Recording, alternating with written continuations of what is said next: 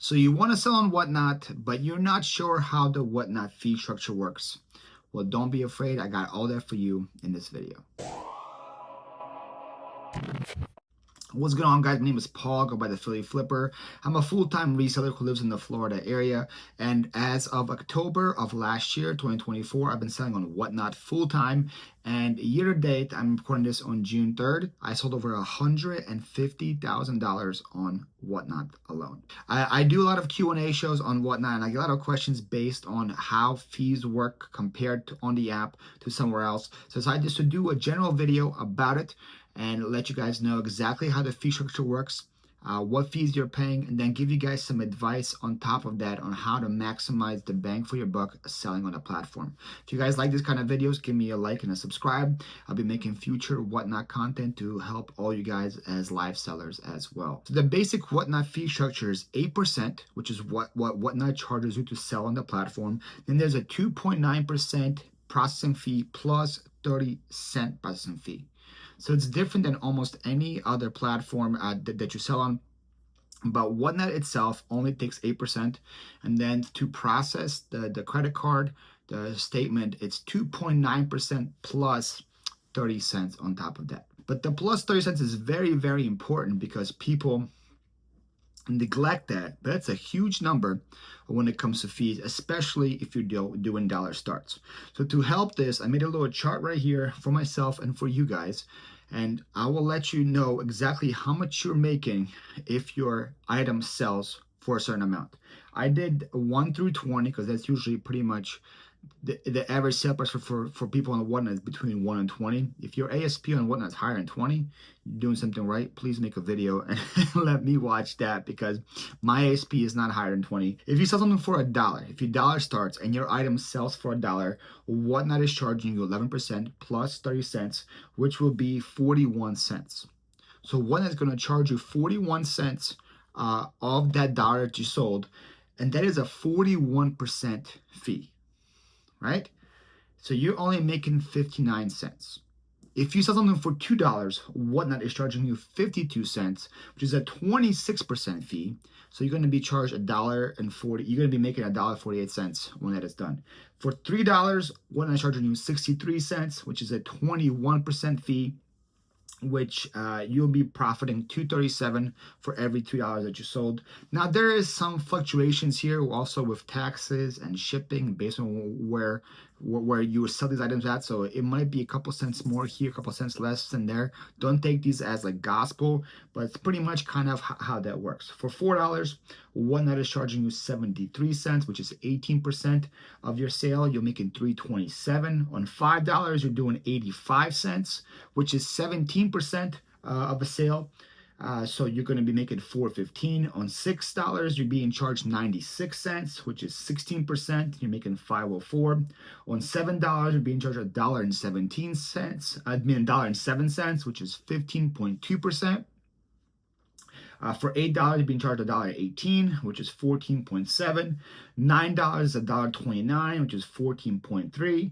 $10, it's $1.40, which is 14%. And then it just goes lower and lower and lower. At $20, you're being charged $2.50, which is about 12.5%. So that's why it's so hard to give a generic answer for what Whatnot charges you with the fee because of that 30 cents processing fee on top of that. So based on what you ever sell your item for, you have to add 30 cents to every single sale pretty much, and that is what Whatnot charges you. Compared to other platforms, it is not that bad, especially if you sell things for $10 or more. It's not that bad at all because if you sell something on Whatnot for $10, you're only getting 14% fees. If you sell like a pair of shoes on eBay for $10, eBay is going to be charging you, I don't even know what is the eBay fee anymore these days. I don't even know what it is. I know it's high. So it's probably going to be higher than that without promotion. And then you got to consider promoting it. And eBay is now charging fees based on shipping as well. So if you sell a pair of shoes for $10 plus $10 shipping, eBay is going to charge you a fee for $20, including the shipping price. And if you promote on top of that, I don't know, So yeah, let's do the math here real quick. A little tangent, a little eBay tangent. Let's say you sell a pair of shoes for $10 plus $10 shipping. That's $20. eBay, let's say they charge you a what 20%, 15% on that. That's like $3 there. And then if you promote again on top of that, that's another $3. You get like $4 for those pair of shoes with eBay. If you sell the same shoes on Whatnot for $10, you're making $8.60. You're making like double that. So compared to other platforms, Whatnot fees are very, very relatively good. But there's a caveat there. You have to sell things for a certain price point to get them to that level, right? The big misconception with Whatnot is that people think Whatnot is a greedy platform for doing this. But Whatnot is not touching that money. Whatnot is getting 8% of that sale. The 30 cents plus the 2.9 is not going to Whatnot, is going to a credit card company, right? So Whatnot isn't greedy by doing that. Whatnot is not touching or seeing that 30 cents per sale. That's going for the transaction fees that they have to pay the credit card companies. They're only making 8%. So if your item sells for $1, Whatnot's making 8 cents. They're not making 41 cents, right? And I actually asked Whatnot if it was possible to change this policy in the future, and instead of just having a transaction fee for every single transaction, have one at the end, right before you end your show, and just do a checkout at the end, and then just one transaction fee for whatever they spent, and do the 2.9 plus 30 cents. And the answer they gave me was actually pretty good, and I had no rebuttal for it. It's because you are live selling.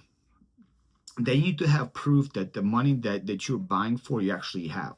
Because what if somebody comes into your room and you do a show for 2 hours and they buy everything you have? And they spend $400, $500, $600, whatever it is. But then when it comes but there is no way to check that this money is in their account because they're not being charged per sale. Then 2 hours comes by and they comes to pay and they realize they had no money. This whole time they had no money. They were buying with no money. You have no chance to rerun those stuff and sell it again. You just wasted 2 hours of your time because the people that were buying from you had no money, right? And now, if you do it with every single transaction, if something doesn't sell and it says payment processing and it's failed, you can go ahead and rerun that item. I've done it plenty of times. I reran it and somebody else bought it in that show. My time was not wasted. Somebody else got it and we move on with our life. So that makes a lot of sense why they're doing it pace by transaction. So it hurts us, but I totally understand why. Now here's my tips and tricks on how you solve that. The best, easiest problem is to start things higher, right? With summer slowdown right now, even I get a lot of people who come in my room, even I stopped doing dollar starts because of summer slowdown. The likelihood for these things to go above that aren't the best. And you guys see, if you sell things for $1 and sells for $1, you're losing 41%. If you sell things for $3, you're losing 21%. So you're doubling your money by running something for $3 instead of $1. 41% fees compared to 21% fees. And I think the sweet spot is $5 because that is 17% fees. So instead of starting things for $1, start things at $5. And now you can say, well, Paul, I don't have an item that is worth $5 that people won't bid on. Run 2 items. Run a bundle of 3 items, 4 items, whatever it is. Bundle together that you get a $5 bid instead of a $1 bid. It's just as simple as that. And I started doing that because I do a lot of live unboxings. And today I had a show just today, and I ran a purse and it didn't sell for $3. So I was like, ooh, I got another purse. I ran 2 purses together and it sold for $5. I didn't say, okay, it didn't sell for $3, I'm gonna run it for $1 and sell it for $1. I did not do that. I bundled it and went with that. I got to the toys. I was like, okay, I have a Pez here. Maybe it's not worth $3. Let me find a couple more items. I found 3 or more toys with it, ran it, and it sold. Right? So instead of you decreasing the value of your item, add more to that item to make it worth the time and effort of that thing, right? And also another thing we have to learn, if you're a Whatnot seller, it is okay to run an item and not have it sell, right? We live in this instant gratification of a world where we want to run it, sell it, move on, run it, sell it, move on, run it, sell it, move on. And we can sometimes devalue the item by doing that. instead of waiting for the right person to come on and buy it, right? So like, for example, if I'm selling t-shirts and I want $5 a shirt and the shirt is worth $5 and I run it and it doesn't get a bid, instead of saying, oh gosh, what do I do? Let me run it for $1 and just get it out. You can just move on and run the next item. Move on and run the next item. Move on and run the next item. And then go back to it and run it again. I've had it plenty of times where I was selling something. It didn't get a bid of $5. I brought it back 30 minutes later and it sold for 12. Because I knew the item was worth it. I wasn't going to devalue it. I wasn't going to drop it to lower. I just set it aside. I ran it again when I had more people in my room, and it sold for higher. It's something you got to be okay with whatnot as well. It is waiting for the right moment, but not devaluing what you have and paying crazy fees on it. So hopefully kind of helps you if you're getting started and you're trying to figure out the fees in here, the fee structure. I think the magic sweet spot is at least $5. Run things for $5, run things for $10. If you have to run multiple items or bundles to get to that point, But if you sell things for $1, it might sound great, 11% fees. But with the 30 cents, it becomes a 41% fee, right? $2 is still pretty high, 26%. $3, we're getting somewhere 21% fees. But again, I think the sweet spot is $5. If you sell something for $1, you only pay Whatnot and the credit card company 17%, which is less than Poshmark, which is going to be less than eBay, especially if you promote, which is going to be great. But then again, the higher you sell for, the less you pay. Again, if you sell for something for $20, you only give Whatnot 12%. Which I think is like amazing. Again, you'll give Poshmark 20%, you'll give eBay way more than that as well. So I love selling on Poshmark. I love selling on Poshmark. I'm keeping that in. I love selling on Whatnot. I absolutely love it. The app has changed my life again. Year to date, I'm recording this beginning of June. The first 5 months of the year, I'm over 150,000 in sales. So let me see what the earnings are, because I released a video recently and somebody's like, that's sales. You only made like half of that. So let's see, sales 153,000 in sales. My earnings for the first 5 months are 128,500. That is what went into my bank account. 128,500 in the first 5 months of the year.